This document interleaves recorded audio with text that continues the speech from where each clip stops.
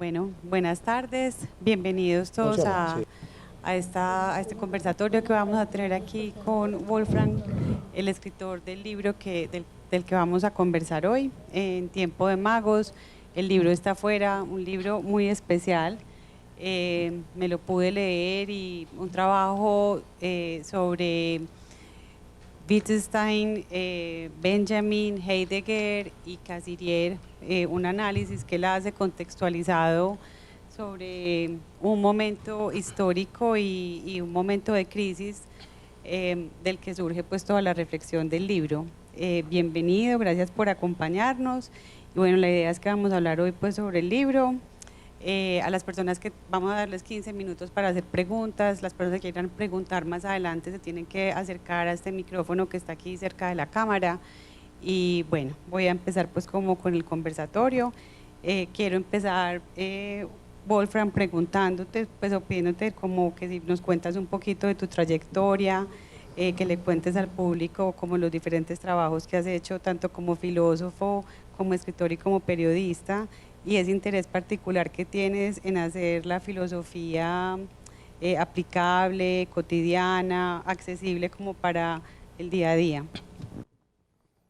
Ja, vielen Dank. Ich hoffe, Sie haben alle Ihre En primer lugar, Maschinen muchas gesehen. gracias por la oportunidad y espera que todos tengan el equipo correspondiente. En cuanto a la pregunta de la filosofía, la conexión con la vida y con lo que él hace, el primer punto importante para decir, no es una materia universitaria, tampoco es una ciencia que se estudia, sino como él lo vive, es un camino para darle sostén y un sentido a la vida. Así que hay una conexión muy estrecha entre la existencia propia y las preguntas que hacen alusión a este tema. En el momento que una persona toma en serio su vida, puede filosofar. Para él consistía desde muy temprano, desde muy temprana edad, la belleza de la filosofía, hacerse pensamientos y preguntas acerca de lo que vivía. Es una conversión, es una magia del día a día, de la cotidianidad. Cuando usted habla con filósofos o lee acerca de filósofos, puede tener el efecto y puede tener el sentimiento, nunca lo vi así. Es un pensamiento que nunca tuve. Algo que pensaba tener ya definido, tiene otro punto de vista. Y eso es una belleza absolutamente fascinante de la filosofía. Él como académico, como autor y como científico, es la búsqueda de ese efecto, como una renovación de su día a día a través del pensar. Una lucha contra banalizar las cosas. Estamos pensando a creer que lo que contamos es así, es definitivo, pero realmente la filosofía nos lleva a que nos hagamos preguntas nuevas y a que volvamos a cuestionar los asuntos. Bueno, un poco hablemos en ese orden de ideas de la filosofía que nos lleva a hacernos preguntas. ¿Por qué el título del libro? ¿Por qué Tiempo de Magos? Sí. Tiempo de magos, como se llama en alemán. Debo decir, aclarar que el libro en sí, acerca de 10 o un decenio, 10 años, un decenio interesante y 4 personas extraordinarias.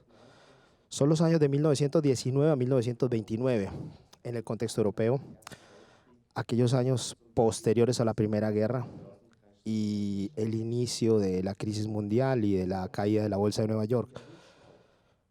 Cuando se hace una retrospectiva, se trata de unos años mágicos sin explicación, pero hubo una explosión del pensamiento en casi todos los aspectos culturales, no solamente, pero también en la filosofía. Piense en la literatura esos 10 años. Joyce, Hemingway, Kafka, Fitzgerald, Virginia Woolf, Thomas Mann. Podría hablar mucho tiempo más acerca de autores. Eso ocurre en ese decenio. La física, Heisenberg, Bohr y Einstein influencian. John Maynard Keynes influencia la ciencia. el design, Bauhaus, también la música. En 10 años es como una última etapa de innovación de la cultura centroeuropea al mundo. Y es también un apogeo de la cultura de la filosofía alemana. Y la filosofía se reinventa en Alemania por parte de estos 4 magos, como los llamo en el libro. Los llamo magos por diversas razones. Podría decirse que la filosofía no tiene nada que ver con magia. En la magia se trata de manipulación, por engaño. En cambio, en la filosofía son argumentos, es la sinceridad y son argumentos. Pero estos 4 héroes, Wittgenstein, Benjamin, Cassirer y Heidegger, tienen las facultades que a través de su pensamiento, aquel mundo que creemos conocer, lo convierten, le añaden magia. Entonces, en mi idioma, en alemán, existe una novela de Thomas Mann que se llama La obra de magia. Este se lleva a cabo en Alemania, en Davos, Suiza. Allá hubo un debate filosófico entre Martin Heidegger y Ernst Cassirer, este conflicto filosófico. Entonces el libro se trata como de una narración acerca de ese debate. En Davos, en esta montaña mágica, comienza la discusión filosófica y termina con el libro que yo hago analizando en retrospectiva este tiempo de magia.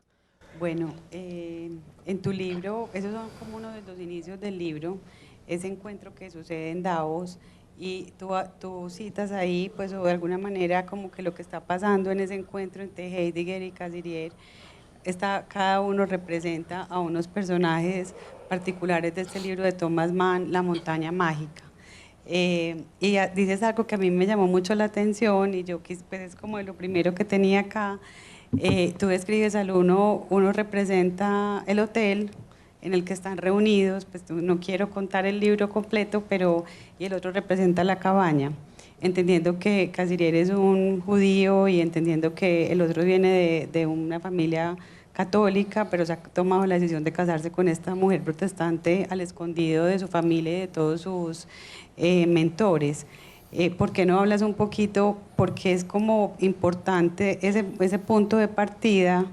Es 1920, están en este encuentro de Davos y vienen todos de la guerra. Pues está terminando la guerra, y porque es como un momento que hace como una ruptura entre eso que venía pasando con la filosofía, muy apoyado en el trabajo kantiano o en la elaboración del sistema kantiano, y porque hay ahí un cambio donde ya llegan estos 4 personajes con su nueva propuesta. Este encuentro en Davos, en esa montaña, fue una conferencia en donde Heidegger y Cassirer se encuentran, y la pregunta ¿qué es el hombre? ¿Qué es el ser humano? Era el tema central de este encuentro. Cuando comenzaron a venir algunos aspectos que indicaban que se formaba el nacionalsocialismo, en este momento estos 2 personajes no eran solo académicos, no eran solo filósofos, eran algo más, sino que aquellos personajes estaban encarnando un prototipo de las personas que iba a haber en esta sociedad. El primero cree en la democracia, en la formación académica, es una persona judía, es un republicano en el buen sentido. Habla de acuerdo en sus presentaciones, se trata de una persona culta, educada, y es diplomática. Es algo mayor que Heidegger, unos 10 años, y en el otro lado está Heidegger, la estrella que estaba saliendo en la filosofía. Había publicado alguna obra suya. Él es un ciudadano pequeño, no es notorio, es católico, pero ya es antisemita y es agresivo en su discurso. Se encuentran ahí, y la élite de la filosofía europea está escuchando como auditorio acerca de sus respuestas, ¿qué es el ser humano? Aquellos participantes vieron que en esta discusión, ese debate, no se trataba únicamente de responder a esas preguntas o una pregunta filosófica, sino a mucho más. Heidegger, el joven revolucionario, gana, por así decirlo, el debate, la discusión.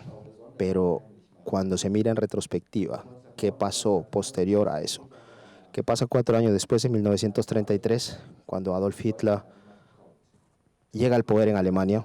Martin Heidegger se hace adepto del Partido Nacional Socialista y como rector de la Universidad de Friburgo, en un discurso habla acerca de que la única ley que va a tener Alemania es aquello que diga el Führer, el comandante.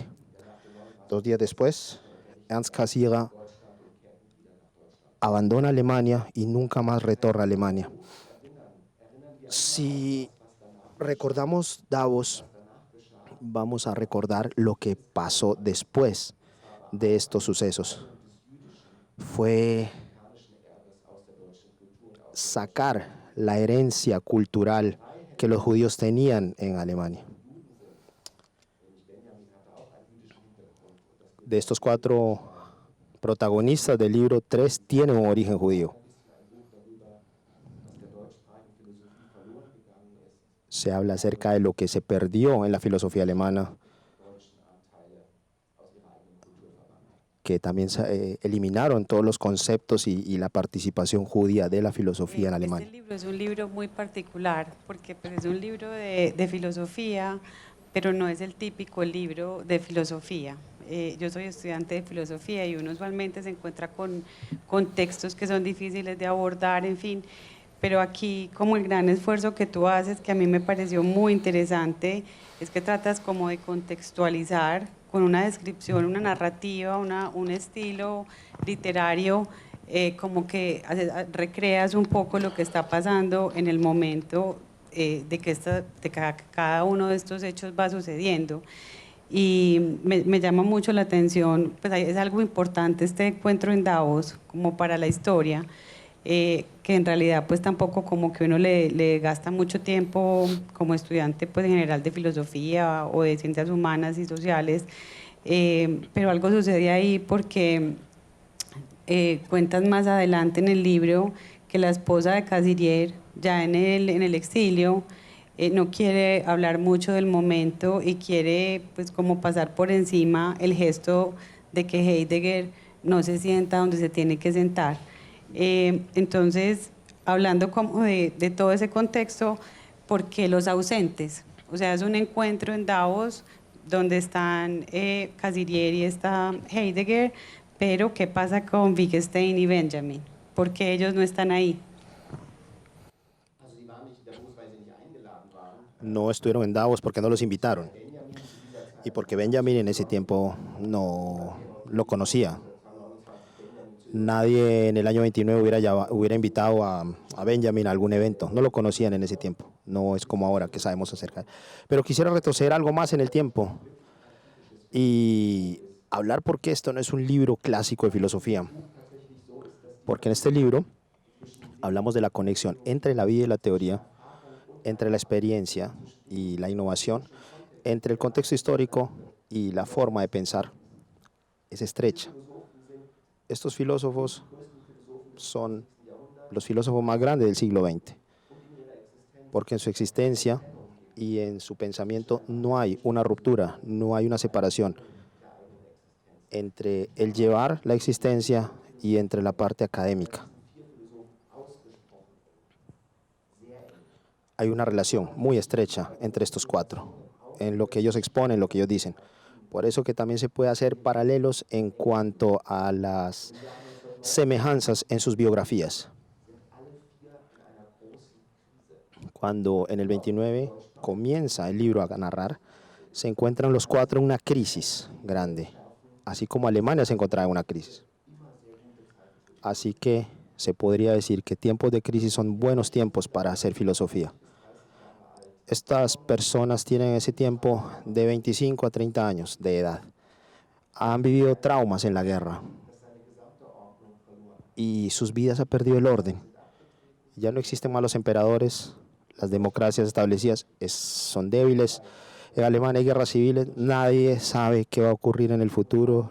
Hay destrozos, daños en la economía, pero la filosofía se ha culpado en muchos aspectos de la guerra. Así que la filosofía se encuentra en ese momento también en crisis. Por lo tanto, es un buen momento para que estas personas, estos jóvenes filósofos, reordenen sus pensamientos filosóficos y se planteen algo nuevo porque creen que no pueden existir.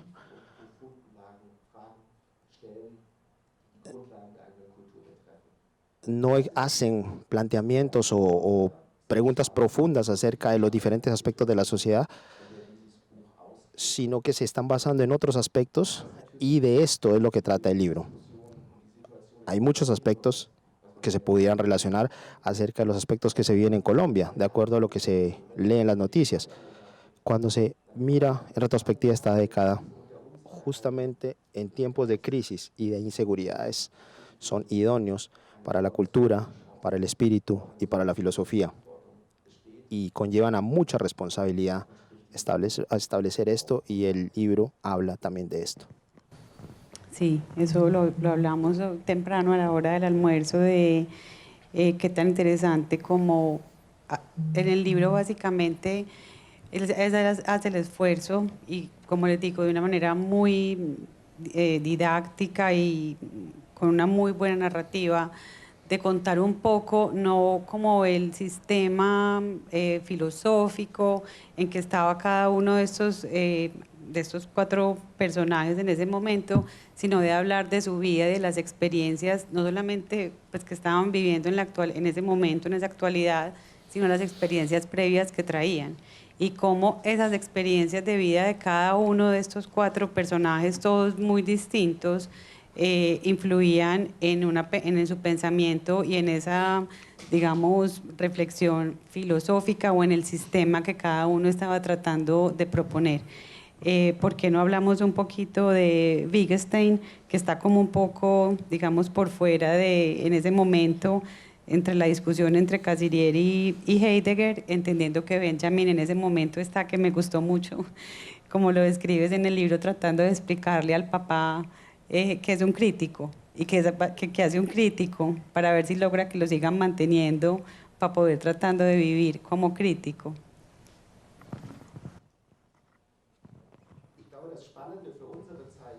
Creo que lo interesante para nuestro tiempo es que estos 4 personajes son diferentes personas que aún siguen existiendo hoy en día. Wittgenstein es el buscador espiritual, busca claridad y tranquilidad del espíritu y se retira hacia la soledad. Se va a las montañas austriacas a vivir aislado. Benjamin es aquel que le gusta la metrópoli, la gran ciudad, va a Berlín, va a Moscú, va a París, y en medio de esos contextos quiere buscar la esencia de los tiempos que vive como un periodista libre. Yo vivo actualmente en Berlín y podría decirle que en cada esquina existe un Benjamin. Heidegger es un ciudadano pequeño en la provincia, diríamos un buen ciudadano. Es también un prototipo que conocemos, y Casirga es el académico, sabio, grande, importante. Si usted mira en su círculo social, usted va a encontrar a un Heidegger, un Casirga, un Benjamin, un Wittgenstein, porque son modelos de personas que existen en nuestro entorno. Sin embargo, este tiempo de los años 1920 nos conmueve bastante. Este libro tiene un enfoque a nuestro presente, porque la constelación de los años 1920 se asemeja mucho a los tiempos que estamos viviendo. En los años 1920 había un sentimiento que la información llegaba de modo más rápido a todos. El mercado de medios comenzó a explotar. Empezaron los periódicos en una circulación más grande, la radio, incluso televisión ya en sus inicios, abarcando obviamente todo lo que sale de control. En ese momento había una confianza muy baja en todos los medios. Había una constelación de noticias falsas, tales como las vivimos hoy en día. En 1920 fue un periodo donde se sentía que el mundo se volvía más pequeño. Había quizás un poco más de globalización poco a poco. Se cruza el Atlántico. Nietzsche habla acerca de 50 años antes que el mundo se ha reducido y el ser humano brinca como una pulga de continente a continente. Ahora se concentra todo en algo más estrecho, en algo más condensado, en algo más cerca. Y existe esa fluctuación entre crisis, entre inflación, entre euforia. Cuando se hace la descripción desde esos años 1920, desde mi círculo cultural, entonces yo pienso que tiene mucho que ver con nuestro tiempo actual. Así que se puede decir cuáles fueron los grandes espíritus de los años 1920. Y hoy en día nuestra situación tiene mucho para decirnos, porque en el año 1929 ocurrió algo adicional. El mercado bursátil de Nueva York se derrumba y existe una depresión a nivel mundial. Si usted mira ahora, globalización o miedo a la globalización, noticias falsas y una crisis económica, usted tiene a nivel de sociedad, tiene usted un cóctel preciso o una tormenta perfecta. Fue aquel que llevó a que la cultura alemana se sumergiera en una época tan oscura en esta década de los 30. Por lo tanto, se puede comprender que las problemáticas que vivimos hoy en día pueden ser reconocidas y pueden ser tratadas de mejor manera si hacemos una retrospectiva al pasado. Muy interesante esa actualizar. Es un poco benjaminiano traer el pasado al presente para poder tener pues como un análisis crítico, pero sí, esa similitud entre ese momento en que tú desarrollas y contextualizas lo que está pasando aquí en el libro y este momento histórico que estamos viviendo, porque creo que lo que a uno le queda muy claro, que también lo desarrollaste ya, es que esto se trata de unas visiones o como de unos modelos o unos, sí, unos sistemas de pensamiento con los que uno lee el mundo, interpreta lo que el mundo deviene. Y las dificultades, aunque estamos todos viviendo en un mismo momento histórico, como de poder poner de acuerdo o en conversación estas diferentes interpretaciones de lo que está pasando, y en la medida en que pues, hay una dificultad, también hay una dificultad de encontrar puntos de acuerdo.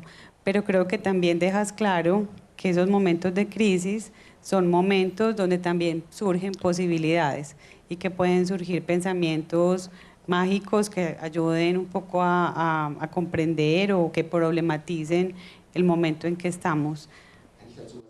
¿Puedo decir algo, añadir algo? Lo bonito y lo mágico de esa década es que estos cuatro pensadores se plantean una pregunta en el fondo de su filosofía. Y esta es, ¿qué es el ser humano? Si aún todos dieron una respuesta diferente, pero hay algo en común. El ser humano es un ser comunicativo. Nosotros podemos hablar acerca de nuestra relación, acerca de nosotros, acerca del mundo, solamente con la existencia del lenguaje. Usted puede imaginárselo de la siguiente manera. Si viniera un extraterrestre aquí a la Tierra y durante 2 semanas contemplara a todos los seres humanos, lo primero que diría en su lugar de origen es: todo el tiempo están conversando el uno con el otro. Hablan todo el tiempo, continuamente. Hablan acerca de lo que fue, acerca de lo que será, acerca de lo que esperan, acerca de lo que no fue. Hablan de cosas que existen y hablan acerca de cosas que no existen. Los seres humanos invierten 30 a 40% de su tema de conversación acerca de asuntos que no existen. Somos seres raros. Cuando usted llega a ser filósofo, algo adicional se añade. Filosofar no es otra cosa que comunicarse y que hablar. Aquel que puede filosofar, usted no la puede dibujar, no la puede bailar, pero la habla. El que está filosofando habla. Y lo que en estos años 20 pasó es la utilización de la lingüística. Es utilizar el lenguaje para su acción y su accionar. Se podría decir que la década de 1920 es una gran década para la filosofía y por ello también es un siglo importante para la filosofía. ¿Por qué? Porque se relaciona con el lenguaje, con el idioma. Y esto ocurre en ese decenio. Y esto es lo último que quiero decir al respecto. La radicalización y la belleza de estos cuatro pensadores es que marcan una frontera, un límite entre lo que se deja decir y lo que no se deja decir. Así que cada uno en su propio estilo nos está invitando a limitar el sentido. ¿Por qué? Porque piensan que muchos subestiman esas fronteras o que se puede borrar o que se posiciona en una manera o en una forma equivocada. Wittgenstein es el ejemplo claro de que establece los límites en un lugar racional y aquellos que solo hacen o simulan esto, esta es la frontera más importante en nuestra cultura y acerca de la que debemos estar conscientes. Bueno, por cuestiones de tiempo, yo creo que ya Nestico nos toca darle la palabra al público, pero yo quiero hacer una pregunta, la mía, y es, en el libro, él desarrolla muy bien estas propuestas desde esa lingüística o de esa introducción, digamos, de la categoría lenguaje en cada uno de los cuatro sistemas filosóficos, que son diferentes, ¿no es cierto? Heidegger tiene una propuesta, Wittgenstein tiene otra, Benjamin tiene otra y Heidegger tiene la suya, entendiendo que en ese momento hay una ruptura con lo que más o menos venía como siendo el gran sistema que era el kantiano, sobre todo que también me pareció muy interesante por la influencia de los descubrimientos de Einstein, cómo cambia, digamos, la física o cambia todo lo que venía de la física newtoniana, que es un poco también el soporte del sistema kantiano en cuanto al tema de tiempo y espacio. Pero bueno, la pregunta es de los cuatro, como se ve que te los conoces muy bien, te tienes que entender muy bien el sistema o la propuesta, ¿cuál es el que más te gusta? ¿Y por qué? Es la pregunta que siempre se me hace. ¿A quién se llevaría a una isla solitaria? Y mi respuesta es ninguno de los cuatro. Nadie es lo suficientemente simpático. Llevaría a mi esposa a esta isla, esto está claro. Pero este libro está escrito de tal forma que yo como autor he intentado de resaltar las fortalezas de cada uno de estos escritores, no mostrar sus debilidades, sino de fortalecerlos a todos ellos como se pudiera. Pero hay uno de los filósofos que quizás es al que más estimo, al que más cerca siento. Esto siempre le pasa a uno, que uno siente que hay un filósofo que uno siente que habla más. Es Ludwig Wittgenstein. Y tiene una forma muy extrema de juntar la vida y el pensamiento. Pero fue una forma de vida que no lo hizo feliz. Pero en su cotidianidad, en su tragedia, en su depresión, él alcanza una profundidad, una belleza, incluso humana, o una humanidad que es bastante sensible y bastante mágica. Esto quizás es lo último que quiero decir con respecto a esto. Cuando hablamos de la popularización de la filosofía y la pregunta ¿qué puede hacer la filosofía por nosotros? Entonces las personas dicen, la filosofía nos puede hacer felices. La filosofía tiene como función hacernos felices. Yo no pienso eso. Yo no creo que aquel que sabe lo que es filosofía pueda opinar que la filosofía nos haga felices o que este sea el propósito de la filosofía. Estos cuatro magos son claros ejemplos de ello. ¿Qué influencia positiva, qué profundidad puede tener la filosofía en la vida sin que haya suerte de por medio o fortuna? Las últimas oraciones que dijo Wittgenstein en su lecho de muerte es: díganles que tuve una bonita vida, pero fue una vida que seguramente de manera banal nunca fue feliz, pero fue una vida que a través de de preguntas filosóficas y a través de sus puntos de vista tuvo un valor excepcional. Y creo que Wittgenstein es alguien paradigmático, un ejemplo, lo que la filosofía puede hacer por la vida, si dañarlo a uno en la búsqueda de la No sé fortuna. por qué me intuí esa pregunta, esa respuesta de que te iba a gustar él. ¿Por qué no les contás aquí ya para cerrar un poquito al público, que eso también me gustó mucho? Y por eso dije a él, pues a un filósofo le debe gustar esta escena, pues a mí me encantó. Y es cuando él va a hacer la sustentación de la tesis doctoral y les dice a los profesores, o sea, a los que frente al jurado que está sustentando, que además son los dos filósofos más importantes del momento, como no saben que es que, pues como tranquilos que ustedes no me van a entender. Y más o menos así se resuelve el tema de la tesis doctoral y él logra ser doctor finalmente para poder volver a dar clases después de la guerra. ¿Por qué no contás como un poquito de esa escena que creo que lo describe muy bien a él, y pues a él, a su personalidad y su sufrimiento constante que se nota en el libro por poder como transmitir su idea, su conocimiento, su sensibilidad, su experiencia, pero que no lo logra, que el lenguaje no le da para poder nombrar lo que él quiere nombrar? Esto es correcto.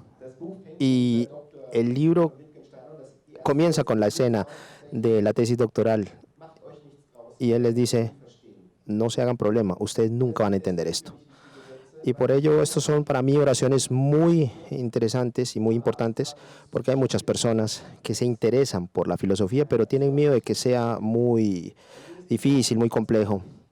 Por eso, para mí, esta primera oración es importante porque le añade algo de ligereza, lo vuelve algo más sencillo, porque no creo que filosofar sea complicado en alguna forma, sino que hay que tomarlo con humor, hay que tomarlo también con algo de ligereza.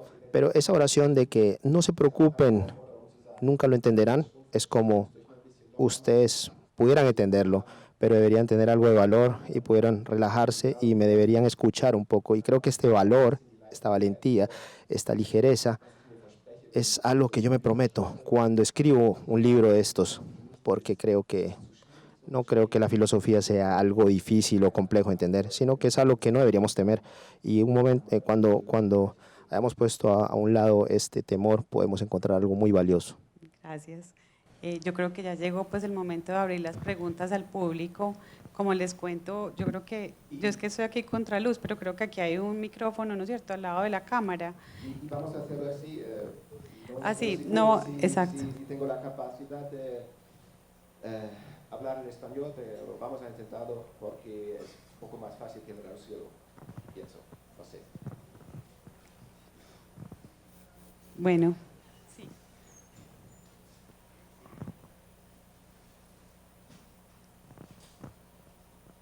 Hola. Son dos preguntas muy pequeñas. La primera es, Wittgenstein en un momento ya de su vida hace una retractación al Tractatus. Dice, no, estoy en desacuerdo conmigo mismo.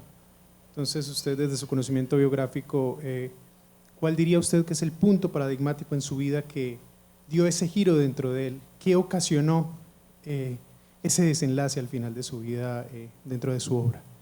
Y la otra es, 100 años después, en la actualidad, vemos grandes autores en este libro, ¿cierto? Son 4 grandes autores, son pilares fundamentales, pero ahora en la posmodernidad todo está atomizado, estamos en un mundo masificado. ¿Es posible que en siglo XXI, un mundo tan convulso, podamos volver a ver autores de tanto calibre en un mundo tan masificado? Gracias. Muchas gracias.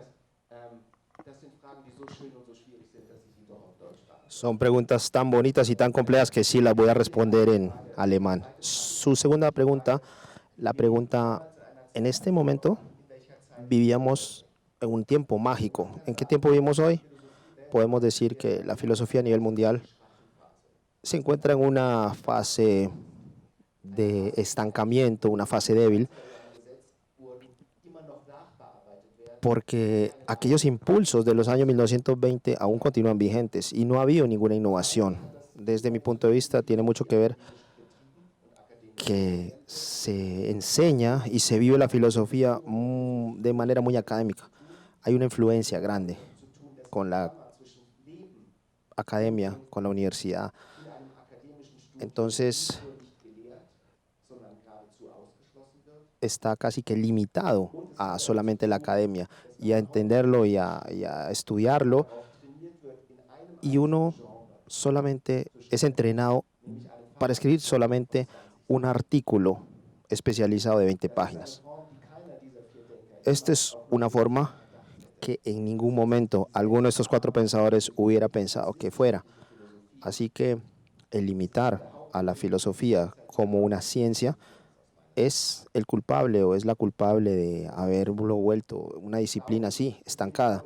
Por ello pienso que debido por ese estancamiento tan largo, estamos ante un tiempo previo a una nueva innovación, pero no vendrá desde el punto de vista académico-filosófico. Si miramos la historia de la filosofía, casi que siempre los grandes impulsos se dieron afuera de la academia. Spinoza, Nietzsche, Wittgenstein no fueron grandes académicos. Wittgenstein y Heidegger tampoco lo quisieron hacer. Así que no hay que preocuparse por la filosofía porque se encuentra ahora en crisis. Los impulsos vendrán, pero desde mi punto de vista van a ser fuera de la academia porque esa filosofía universitaria, académica, en este momento solamente plantea las mismas preguntas técnicas con una ausencia grande de innovación. Y con respecto a su primera pregunta, la continuidad de Wittgenstein, acerca de su obra de vida, es de verdad que así que en el año 1929 Wittgenstein se encontraba en una situación en donde se da cuenta que el tratado que hizo en 1919 debe devolverlos a cuestionar. Regresa de las montañas de Austria porque ha encontrado algunas contradicciones en su filosofía, en su modo de pensar, y vuelve a Cambridge para volver a confrontar y tener nuevos impulsos, los cuales va a llevar para posteriormente volver a hacer una nueva obra que 25 años después aparece. Así que en 1929 Wittgenstein comprende que los tratados que había planteado en 1919 no son definitivos, sino que hay que renovarlos, hay que innovarlos. ¿Alguna otra pregunta?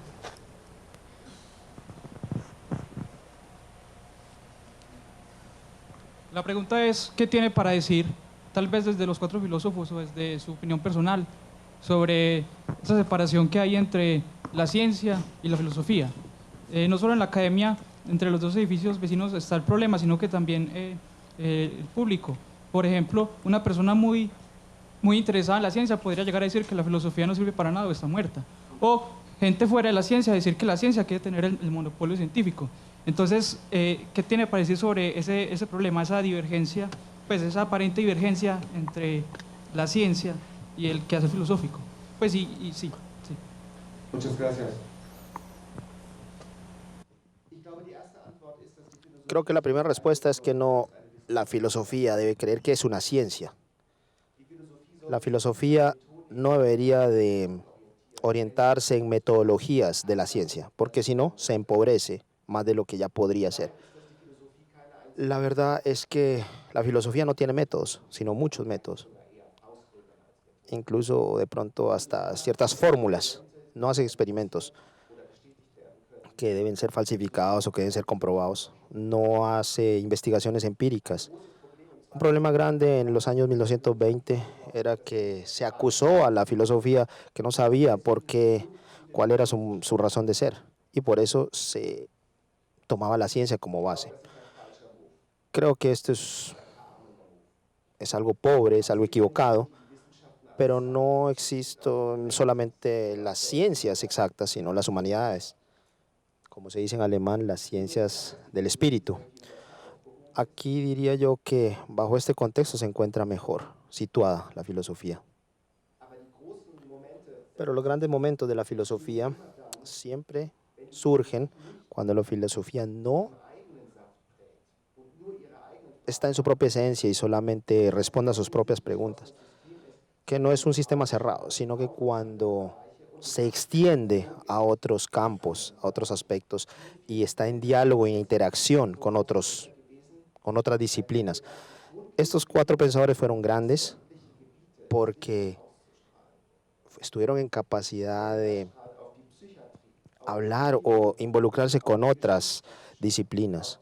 Heidegger habló de la filosofía y las ciencias del idioma, la teología y otras.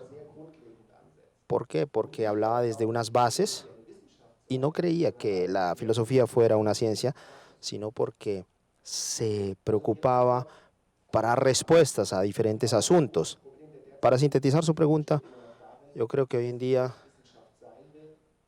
el problema radica en que la filosofía quiere ser ciencia, pero a través de la historia no puede decir y no debería decir que es una ciencia. Gracias. ¿Alguna otra pregunta? ¿Puedes pasar?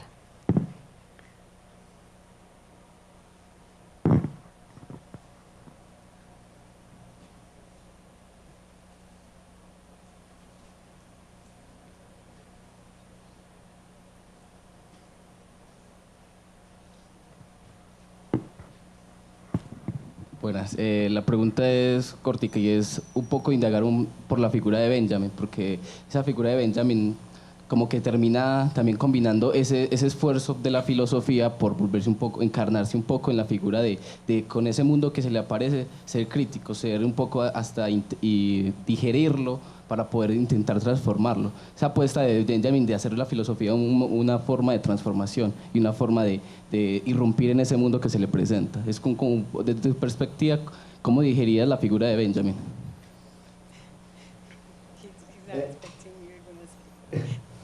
Soll ich sagen? He's not expecting what you're going to say. Also wenn ich die Frage richtig verstanden habe, Si he comprendido la pregunta de manera correcta, déjeme hablar con la crítica.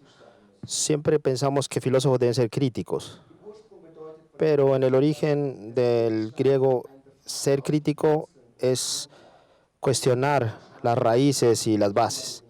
No de criticar o decir no estoy de acuerdo con algo, sino de que se pone en duda las bases. Esto es muy importante, pero creo que también es importante comprender que la filosofía no solamente debe de criticar o que no solamente debe ser alguien que se fija en problemas o en errores que se han cometido, sino que debe de preocuparse por resaltar y por admirar. La filosofía populista de hoy en día, sobre todo de políticos orientados hacia la izquierda, se han concentrado en criticar a la sociedad desde una parte banal, desde una parte superficial. Y esto me preocupa, que la filosofía pueda convertirse en esto, porque la filosofía debería ser algo que irradie agradecimiento, alabar algo, admirar algo. Y esto es lo que hacen estos cuatro personajes. Su filosofía no es una crítica superficial, sino que muchas veces resalta belleza, admiración y el agradecimiento a que estamos acá y que el mundo nos pertenece y está para nosotros. Este diario agradecer, que desde mi punto de vista es importante en la filosofía y que muchas veces se olvida cuando le añadimos políticas o análisis político a la filosofía, se pierde. Yo voy a hacer aquí una intervención y yo creo que él te hizo una pregunta que tiene que ver, y me corrige si no es, sino más como con la personalidad de Benjamin y su vida, Benjamin y su obra, que es un poco lo que hablamos temprano, pues en el libro, ¿no es cierto? Él hace una descripción, como les digo, muy contextualizada de cada uno de estos cuatro personajes. Y este es uno de los libros que yo me he leído que es menos favorable con ese Benjamin que nos imaginamos, el Benjamin revolucionario, un Benjamin como motivado por una fuerza superior, el Benjamin pues mesiánico y todo esto, este libro no presenta a Benjamin de esa manera. Y yo creo que, ¿no es cierto? Tú estás preguntando un poco por ese Benjamin que de alguna manera uno tiene muy idealizado, pues, o de que él escribe de cierta manera porque es este cierto carácter. Aquí él deconstruye un poco ese personaje. ¿Por qué no hablas si quieres? Por eso te dije que él no se iba a esperar tu respuesta. Es correcto. El problema con Benjamin es que por todos sus infortunios lo situaron en alguna posición privilegiada, porque Benjamin fue como casi que un personaje mesiánico, un héroe, un mártir, y creo que como está situado allá arriba, en esa posición tan encumbrada, puede decirnos, y el Benjamin que conoce usted en este libro no es un santo, no fue un santo. Podemos decir que Benjamin como persona fue hasta una mala persona. Fue un mal padre, fue un mal esposo, fue un mal amigo, tenía un carácter destructivo incluso para sí mismo y para su entorno. No existe ningún motivo de resaltar o exaltar a Benjamin como una persona, pero sí existe una razón muy válida de resaltar la profundidad de su idioma empleado y de la manera de pensar que tiene. Un impulso crítico importante de Benjamin es que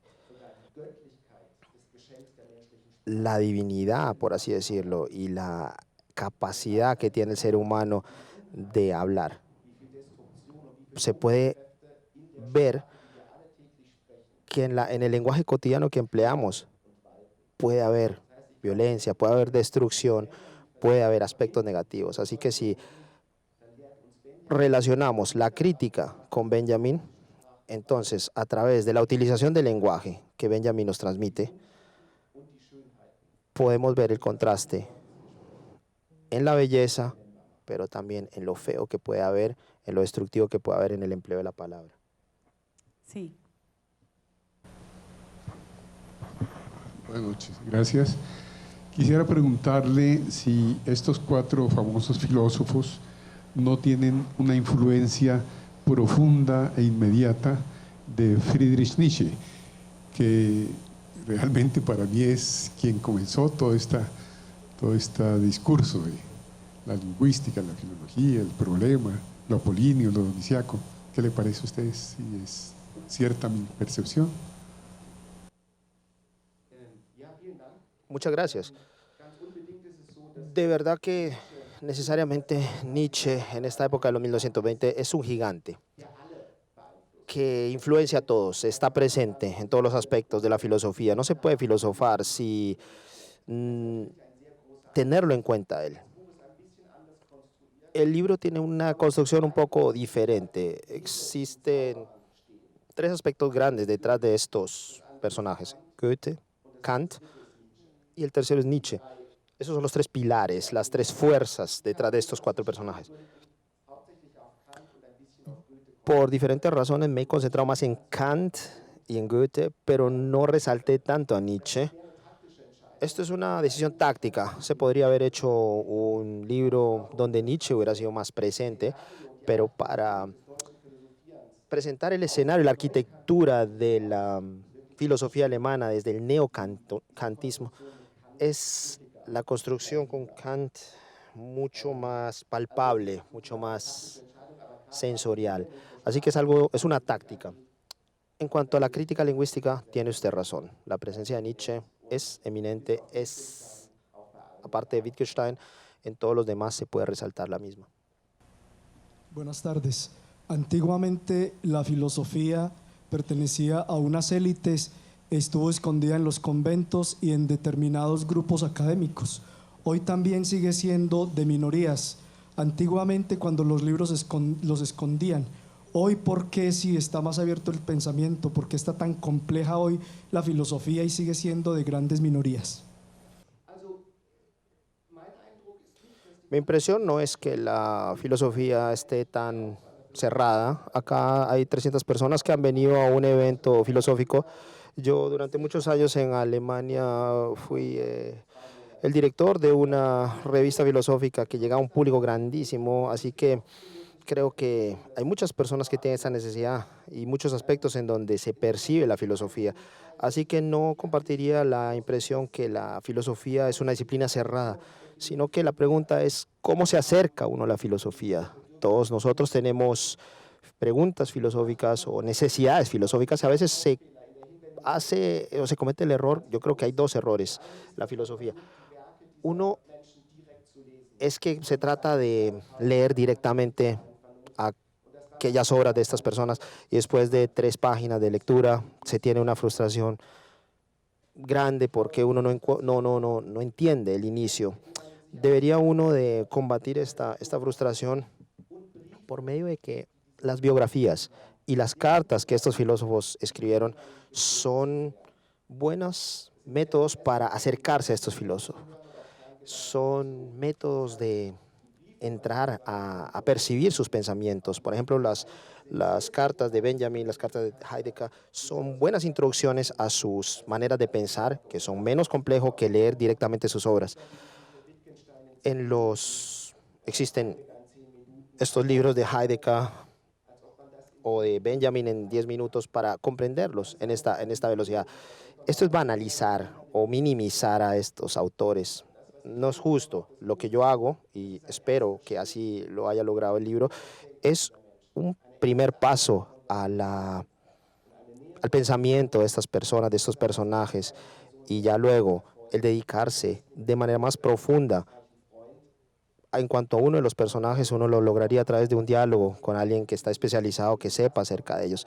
Pero no deberíamos de pensar que el primer contacto con la filosofía va a ser definitivo y que lo vamos a encontrar, y tampoco volverlo tan banal que en 10 minutos vamos a resolver dudas e inquietudes acerca de estas personas o acerca de la filosofía. Por ello yo quiero escoger como un medio que sea pedagógico, que lleve de manera gradual y que sea como el inicio de un movimiento de pensamiento, pero que no sea lo definitivo.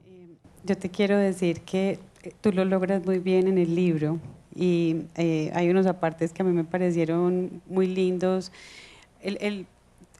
Mejor dicho, el ejercicio como de la lectura del libro para mí es como una humanización de estos filósofos que tenemos de alguna manera, sobre todo estos 4.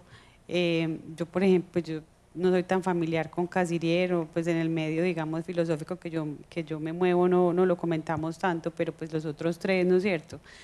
Pero es como que los aterriza, el libro los acerca y de alguna manera se da uno cuenta que ese sistema filosófico no es un sistema filosófico aislado del mundo, sino que es una constante pregunta que tienen estos personajes sobre su propia existencia y de existir en ese momento histórico con la estructura y las características históricas que cada uno de ellos trae, lo que hace que esa reflexión y ese estar pensándose que pues, produzca, digamos, otra sistematicidad en el pensamiento. Es muy lindo. Yo, por ejemplo, nunca he sido muy amante de Heidegger y hay una correspondencia, unas cartas muy bonitas que él le escribe a la esposa, que pues, me generó simpatía. Muy lindo también unos ejercicios que habla sobre cómo las hermanas de Wittgenstein hablan un poco de él y cuentan unas cosas muy simples de cómo él responde a una conversación en la familia para que uno pueda entender qué es lo que él está proponiendo desde su sistema filosófico. El hombre que está por fuera mirando por una ventana y hay alguien que está dentro de una casa, hay un vidrio y está viendo hacia afuera a alguien que está luchando contra una tempestad, pero el que está dentro de la... Bueno, el libro, exacto, entender, exacto. Entonces, el libro está lleno de este tipo de descripciones muy puntuales, muy íntimas de cada uno de los autores, y creo que es interesante, también es importante de vez en cuando desmontar a Benjamin del pedestal pues, en que lo ponemos, y bueno, de verdad que disfruté mucho la lectura. Creo que ya no sé si quedará alguna última pregunta. porque creo que se nos está ya acabando el tiempo. Mira, ¿por qué no lo dejamos a él que no ha preguntado? Qué pena, pero sí, gracias. Buenas tardes.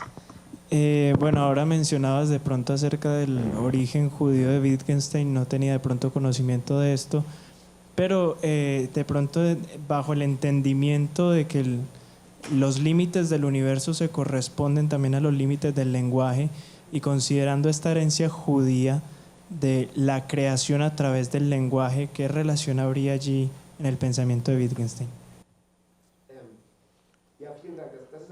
Muchas gracias por esta pregunta. Es una pregunta compleja. ¿Qué tanto el origen de Wittgenstein pudiera haber influenciado en lo que él hace? En la oración de Wittgenstein es: las fronteras o los límites de mi lenguaje es el límite de mi mundo, no del universo, sino de mi mundo. Esto es interesante, pero estos filósofos, en su mayoría, 3 de 4, tienen este origen judío. Se podría hablar mucho al respecto, pero hay un aspecto importante. Uno entra más fácil a la filosofía cuando uno tiene una distancia de una cultura, cuando uno entra desde afuera como alguien apartado. Entonces, estos personajes no estaban en el núcleo de su cultura, sino que vivían por fuera, estaban en otro lugar, en otra parte.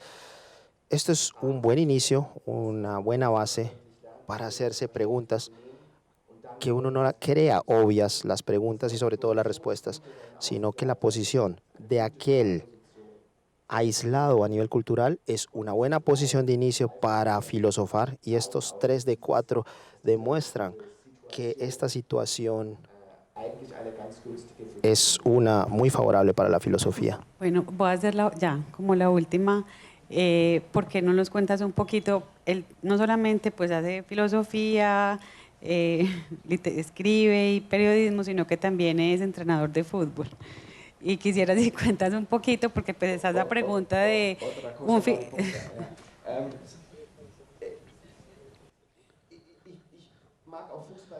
Me gusta mucho el fútbol, y como pienso sobre todo, también medito y pienso sobre fútbol. Esto es otro tema, pero creo que la única oración es que fútbol y filosofía no tienen nada que ver, siempre y cuando se comprenda algo al respecto. Esto significa que el juego del fútbol es un juego muy bonito porque les enseña a los seres humanos cómo deben de resolver una tarea que no pueden resolver.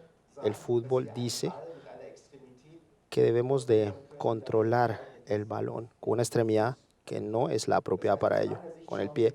Así que desde mi punto de vista, estamos mirando cómo 22 personas se concentran, cómo se sobreexponen y que incluso fracasan cuando hacen esto. Eso tiene que ver mucho con nuestras vidas. Bueno, creo que esta respuesta es un poco el cierre de este espacio. Gracias por acompañarnos y gracias, Wolfram. Felicitaciones por ese libro.